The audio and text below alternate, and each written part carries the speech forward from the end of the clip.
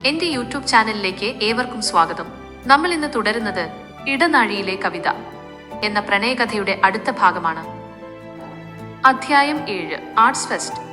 College campus ഒരു വർണ്ണക്കടലായി മാറിയിരിക്കുകയാണ്. എങ്ങും കൊടിതോരണങ്ങളും സംഗീതവും തിരക്കും. ആർട്സ് ഫെസ്റ്റ് കോളേജിലെ ഏറ്റവും വലിയ ആഘോഷം. പെൺകുട്ടികൾ മുല്ലപ്പൂ ചൂടി പട്ടുസാരികളിൽ വരാന്തകളിലൂടെ പാറി നടക്കുന്നു. ആൺകുട്ടികൾ ചെണ്ടമേളത്തിനൊപ്പം നൃത്തം ചെയ്യുന്നു.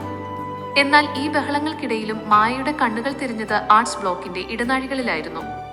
ലിയാം അവിടെ എവിടെയോ തന്റെ ചിത്രപ്രദർശനത്തിന്റെ തിരക്കിലായിരിക്കും. മായ ഇന്നൊരു നീല പട്ടുസാരിയാണ് ധരിച്ചിരുന്നത്. ലിയാം ഒരിക്കൽ പറഞ്ഞിരുന്നു, നീല നിറം നിനക്ക് ശാന്തത നൽകുന്നു എന്ന്. ആ വാക്കുകൾ ഓർത്തപ്പോൾ അവളുടെ ചുണ്ടിൽ ഒരു പുഞ്ചിരി വിരിഞ്ഞു. അവൾ പതുക്കെ ആർട്സ് ബ്ലോക്കിലെ പ്രദർശന ഹാളിലേക്ക് നടന്നു. ഹാളിൽ നിറയെ ആളുകളുണ്ട്. ചുമരുകളിൽ പല വിധത്തിലുള്ള ചിത്രങ്ങൾ തൂക്കിയിരിക്കുന്നു. ഓരോ ചിത്രത്തിനു മുന്നിലും കുട്ടികൾ നിന്ന് അഭിപ്രായം പറയുന്നുണ്ട്. ഹാളിന്റെ ഏറ്റവും അറ്റത്തുള്ള ചുമരിലാണ് ലിയാമിന്റെ ചിത്രങ്ങൾ. മായ അവിടേക്ക് നടന്നു. അവിടെ എത്തിയപ്പോൾ അവൾ സ്തംഭിച്ചുപോയി. ലിയാമിന്റെ എല്ലാ ചിത്രങ്ങളും ഒരു പ്രത്യേക പ്രമേയത്തിലായിരുന്നു. നിഴലുകളുടെ സംഗീതം. ഒരു ചിത്രത്തിൽ മഴ പെയ്യുന്ന ഒരു ഇടനാഴിയിൽ ഒരു പെൺകുട്ടി നിൽക്കുന്നു. അവളുടെ മുഖം വ്യക്തമല്ല, പക്ഷേ അവൾ പിടിച്ചിരിക്കുന്ന റെക്കോർഡ് ബുക്കുകളും അവളുടെ നിൽക്കുന്ന രീതിയും കണ്ടാൽ അത് മായയാണെന്ന് ആർക്കും മനസ്സിലാകും. മറ്റൊന്നിൽ ലൈബ്രറിയിലെ ഒരു വലിയ ജനാലയിലൂടെ അരിച്ചെത്തുന്ന സൂര്യപ്രകാശത്തിൽ ഒരു കസേരയും മേശയും മാത്രം. അവിടെ വീണുകിടക്കുന്ന ഒരു ചെറിയ കടലാസ് കഷ്ണം. ഇഷ്ടപ്പെട്ടോ? പിന്നിൽ നിന്ന് ലിയാമിന്റെ ശബ്ദം കേട്ടു. മായ തിരിഞ്ഞു നോക്കി. ലിയാം ഒരു വെളുത്ത കുർത്തയും കറുത്ത മുണ്ടുമാണ് ധരിച്ചിരുന്നത്.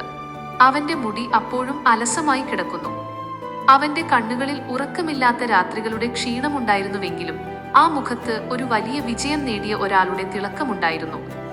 നീ ഇതെല്ലാം എപ്പോൾ വരച്ചു ലിയാം? മായയുടെ ശബ്ദം വിറയ്ക്കുന്നുണ്ടായിരുന്നു. ഇതിൽ മുഴുവൻ ഞാനാണല്ലോ. നീ മാത്രമല്ല മായ. ലിയാം അവളുടെ അരികിലേക്ക് വന്നു. അവൾക്കു മാത്രം കേൾക്കാവുന്ന സ്വരത്തിൽ അവൻ പറഞ്ഞു, ഇതിൽ എന്റെ ഓരോ ശ്വാസവുമുണ്ട്. ഈ ചിത്രങ്ങൾ വരയ്ക്കുമ്പോൾ ഞാൻ ചായങ്ങളല്ല ഉപയോഗിച്ചത്, മറിച്ച് നമ്മുടെ ആ ഇടനാഴിയിൽ നമ്മൾ പങ്കുവെച്ച ആ നിമിഷങ്ങളെയാണ്. നിനക്കറിയുമോ, ഈ ചിത്രം കണ്ട പലരും എന്നോട് ചോദിച്ചു, ഈ പെൺകുട്ടി ആരാണെന്ന്. ഞാൻ അവരോട് പറഞ്ഞു, അതൊരു കവിതയാണെന്ന്. ഹാളിലെ തിരക്ക് അവർ ശ്രദ്ധിച്ചില്ല. മായ ആ ചിത്രങ്ങളിലൂടെ വിരലോടിച്ചു. ലിയാം അവളുടെ പ്രണയത്തെ എത്രത്തോളം ആഴത്തിലാണ് തന്റെ ക്യാൻവാസിലേക്ക് പകർത്തിയിരിക്കുന്നത് എന്ന് അവൾ തിരിച്ചറിഞ്ഞു. പെട്ടെന്നാണ് കോളേജ് ചെയർമാൻ മൈക്കിലൂടെ അനൗൺസ് ചെയ്തത്, ഈ വർഷത്തെ മികച്ച ചിത്രകാരൻ ലിയാം. ഹാളിൽ വലിയ കയ്യടി മുഴങ്ങി. ലിയാമിനെ സുഹൃത്തുക്കൾ തോളിലേറ്റിക്കൊണ്ട് സ്റ്റേജിലേക്ക് കൊണ്ടുപോയി. മായ ദൂരെ നിന്നത് നോക്കി നിന്നു. അവളുടെ ഉള്ളിൽ അഭിമാനവും അതിലേറെ പേടിയും തോന്നി. ലിയാം ഒരു വലിയ നക്ഷത്രമായി മാറുകയാണ്. അവൾക്ക് തന്റെ ഈ സാധാരണ ജീവിതത്തിൽ അവനെ എന്നും കൂടെ നിർത്താൻ കഴിയുമോ? സ്റ്റേജിൽ വെച്ച് ലിയാമിന് അവാർഡ് നൽകുമ്പോൾ അവൻ മൈക്കിലൂടെ പറഞ്ഞു, ഈ അവാർഡ് എനിക്കുള്ളതല്ല, എനിക്ക് വരയ്ക്കാൻ നിറങ്ങൾ നൽകിയ എന്റെ ആ കവിതയ്ക്കുള്ളതാണ്. അവൾ ഇല്ലായിരുന്നെങ്കിൽ എന്റെ ക്യാൻവാസ് എന്നും ശൂന്യമായിരുന്നേനെ. മായയുടെ കണ്ണുകൾ നിറഞ്ഞു. ഹാളിലെ ലൈറ്റുകൾക്കിടയിലൂടെ അവൾ ലിയാമിനെ നോക്കി. ലിയാം അവളെ തന്നെയാണ് നോക്കുന്നതെന്ന് അവൾക്ക് തോന്നി. ആ നിമിഷം അവർക്കിടയിൽ ആരും ഉണ്ടായിരുന്നില്ല. ആർട്സ് ഫെസ്റ്റിന്റെ ബഹളങ്ങളും സംഗീതവും ഒരു നിമിഷം നിലച്ചതുപോലെ. ആ രാത്രി ഫെസ്റ്റ് കഴിഞ്ഞ് എല്ലാവരും പിരിഞ്ഞുപോയപ്പോൾ ക്യാമ്പസ് പതുക്കെ നിശബ്ദമായി. മായയും ലിയാമും ആ പഴയ ലൈബ്രറി ഇടനാഴിയിൽ ഒന്നിച്ചിരുന്നു. ആകാശത്ത് ചന്ദ്രൻ ഉദിച്ചു നിൽക്കുന്നു. ലിയാം, നീ എന്തിനാണ് സ്റ്റേജിൽ വെച്ച് അങ്ങനെ പറഞ്ഞത്? മായ പതുക്കെ ചോദിച്ചു. സത്യം പറഞ്ഞതാണ് മായ. ലിയാം തന്റെ അവാർഡ് ട്രോഫി അവളുടെ കയ്യിൽ കൊടുത്തു. നിന്റെ ലോജിക്കും എന്റെ ഭാവനയും തമ്മിലുള്ള ഈ ബന്ധമാണ് എന്റെ കരുത്ത്. നമ്മൾ രണ്ടുപേരും ഒരേ കവിതയുടെ രണ്ട് വരികളാണ്. ഒരാളില്ലെങ്കിൽ മറ്റൊരാൾക്ക് അർത്ഥമില്ല. അവർ അവിടെ ഇരുന്നു. ദൂരെ എവിടെയോ ആർട്സ് ഫെസ്റ്റിന്റെ അവസാനത്തെ പാട്ട് കേൾക്കാമായിരുന്നു. ആ സംഗീതം കാറ്റിലൊഴുകി വന്ന് അവരുടെ ഉള്ളിലെ മൗനത്തെ തഴുകി. പ്രണയം അതിന്റെ പൂർണ്ണതയിലെത്തിയ ഒരു ദിവസമായിരുന്നു അത്. പക്ഷേ ആ സന്തോഷത്തിന് പിന്നിൽ എന്തോ ഒരു കാർമേഘം ഒളിഞ്ഞിരിക്കുന്നത് പോലെ മായയ്ക്ക് തോന്നി. ആഘോഷങ്ങൾ അവസാനിക്കുമ്പോൾ എന്തൊക്കെയോ മാറ്റങ്ങൾ വരാനിരിക്കുന്നു എന്ന് അവളുടെ മനസ്സ് മന്ത്രിച്ചു. അധ്യായം 8. മഴവിൽ നിറങ്ങൾ. കലോത്സവത്തിന്റെ അവസാന രാത്രിയിലെ ആവേശം ക്യാമ്പസ് ഗ്രൗണ്ടിൽ കെട്ടടങ്ങിയിരുന്നില്ല. ദൂരെ സ്റ്റേജിൽ നിന്ന് പാട്ടുകളുടെ നേർത്ത ശബ്ദം കേൾക്കാം. പക്ഷേ ആർട്സ് ബ്ലോക്കിന്റെ പിന്നിലെ ആ പഴയ കൽമണ്ഡപത്തിൽ വെളിച്ചം കുറവായിരുന്നു. അവിടെ നിലാവെളിച്ചം പടർന്നു കിടക്കുന്നു. ലിയാമും മായയും അവിടെ ഒന്നിച്ചിരിക്കുകയായിരുന്നു. ലിയാമിന്റെ കയ്യിൽ അപ്പോഴും ആ അവാർഡ് ട്രോഫി ഉണ്ടായിരുന്നു. അവൻ അത് മണ്ഡപത്തിന്റെ പടിയിൽ വെച്ചു. മായ, നീ ഇന്ന് വല്ലാതെ നിശബ്ദയാണല്ലോ, ലിയാം പതുക്കെ ചോദിച്ചു. അവന്റെ ശബ്ദത്തിൽ ആഘോഷത്തിന്റെ ക്ഷീണമല്ല, മറിച്ച് മായയെക്കുറിച്ചുള്ള കരുതലായിരുന്നു ഉണ്ടായിരുന്നത്. മായ ദൂരെയുള്ള നക്ഷത്രങ്ങളിലേക്ക് നോക്കി. ലിയാം, ഇന്ന് നിന്നെ സ്റ്റേജിൽ കണ്ടപ്പോൾ എനിക്ക് സന്തോഷം തോന്നി. പക്ഷെ അതോടൊപ്പം ഒരു വല്ലാത്ത പേടിയും. നീ ഒരു വലിയ ലോകത്തേക്ക് നടന്നു കയറുകയാണ്. അവിടെ നിന്റെ വർണ്ണങ്ങൾക്കും കവിതകൾക്കും ഒരുപാട് ആരാധകരുണ്ടാകും. എനിക്ക് എന്റെ ഈ സമവാക്യങ്ങൾക്കിടയിൽ നിന്നെ എന്നും ഇങ്ങനെ കൂടെ നിർത്താൻ കഴിയുമോ എന്ന് ഞാൻ ഭയക്കുന്നു. ലിയാം ഒന്ന് ചിരിച്ചു. അവൻ തന്റെ വിരലുകൾ കൊണ്ട് ആ മണ്ഡപത്തിലെ കല്ലിൽ പതുക്കെ തട്ടി. മായ, നീ വിചാരിക്കുന്നത് പോലെ ഞാനൊരു നക്ഷത്രമൊന്നുമല്ല. ഞാൻ വെറുമൊരു ചിത്രകാരനാണ്. മായ ഒരു ദീർഘനിശ്വാസം വിട്ടു.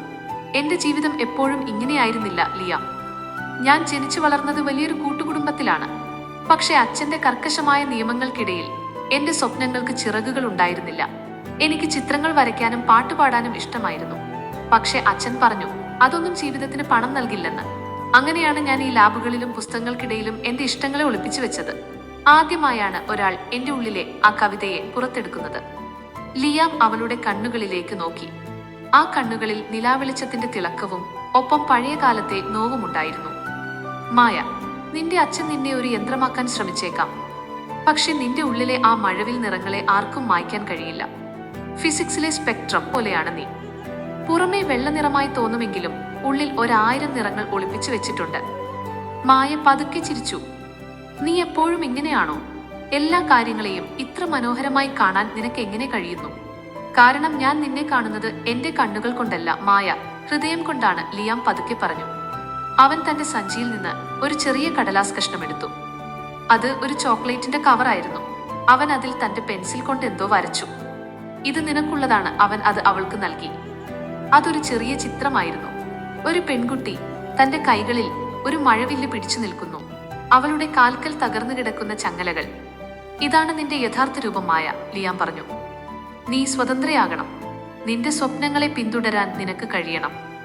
അന്ന് ആ രാത്രി ആ കൽമണ്ഡപത്തിലിരിക്കുമ്പോൾ മായ ആദ്യമായി തന്റെ ഭൂതകാലത്തെ ഭാരങ്ങളെ ഇറക്കി വെക്കുന്നതായി അവൾക്ക് തോന്നി. ലിയാം വെറുമൊരു കാമുകനല്ല, മറിച്ച് അവളുടെ ആത്മാവിനെ തൊട്ടറിയുന്ന ഒരു സഹയാത്രികനാണെന്ന് അവൾ തിരിച്ചറിഞ്ഞു. ദൂരെ നിന്ന് കോളേജ് വാച്ച്മാന്റെ വിസിൽ ശബ്ദം കേട്ടു. എല്ലാവരും ഹോസ്റ്റലുകളിലേക്ക് മടങ്ങേണ്ട സമയമായിരിക്കുന്നു. അവർ പതുക്കെ എഴുന്നേറ്റു. ലിയാം, നീ എനിക്ക് നൽകിയത് വെറുമൊരു ചിത്രമല്ല, ഒരു പുതിയ ജീവിതമാണ്, മായ പതുക്കെ പറഞ്ഞു. ലിയാം അവളുടെ അരികിലേക്ക് നടന്നു. അവർക്കിടയിൽ ഒരു നേർത്ത കാറ്റ് വീശി. ആ കാറ്റിൽ വാഗമരത്തിന്റെ പൂക്കൾ അവരുടെ മേൽ പൊഴിഞ്ഞു വീണു. നമ്മുടെ യാത്ര തുടങ്ങിയിട്ടേയുള്ളൂ മായ, ലിയാം അവളുടെ കൈകളിൽ തട്ടാതെ തന്നെ പറഞ്ഞു. ഇനി വരാനിരിക്കുന്നത് ഇതിനേക്കാൾ വലിയ വർണ്ണങ്ങളാണ്. പക്ഷെ ഒരു കാര്യം ഓർക്കുക, മഴവില്ല് വരണമെങ്കിൽ മഴയും വെയിലും ഒരേപോലെ ഉണ്ടാവണം. നമ്മുടെ ജീവിതത്തിലും അങ്ങനെ തന്നെയായിരിക്കും. മായ തലയാട്ടി. അവൾ തന്റെ ഹോസ്റ്റലിലേക്ക് നടക്കുമ്പോൾ ആ ചോക്ലേറ്റ് കവർ തന്റെ നെഞ്ചോട് ചേർത്ത് പിടിച്ചു. അന്ന് രാത്രി അവൾ സ്വപ്നം കണ്ടത് ലാബുകളോ സമവാക്യങ്ങളോ ആയിരുന്നില്ല, മറിച്ച് ലിയാം വരച്ച ആ മഴവിൽ നിറങ്ങളുള്ള ലോകമായിരുന്നു. ആഘോഷങ്ങളുടെ ബഹളങ്ങൾ ഒടുങ്ങുമ്പോഴും ആ കൽമണ്ഡപത്തിൽ അവരുടെ പ്രണയത്തിന്റെ മണം ബാക്കിയുണ്ടായിരുന്നു. പക്ഷേ ലിയാം പറഞ്ഞതുപോലെ മഴവില്ലിനു ശേഷം വരുന്ന ആ കറുത്ത മേഘങ്ങളെക്കുറിച്ച് അവർ അറിഞ്ഞിരുന്നില്ല. ഈ കഥയുടെ ബാക്കി ഭാഗങ്ങൾ കേൾക്കാൻ ദയവായി ഈ ചാനൽ സബ്സ്ക്രൈബ് ചെയ്യുക. വീഡിയോ ഇഷ്ടപ്പെട്ടെങ്കിൽ ലൈക്ക് ചെയ്യാനും കൂട്ടുകാർക്ക് ഷെയർ ചെയ്യാനും മറക്കരുത്. എല്ലാവർക്കും നന്ദി.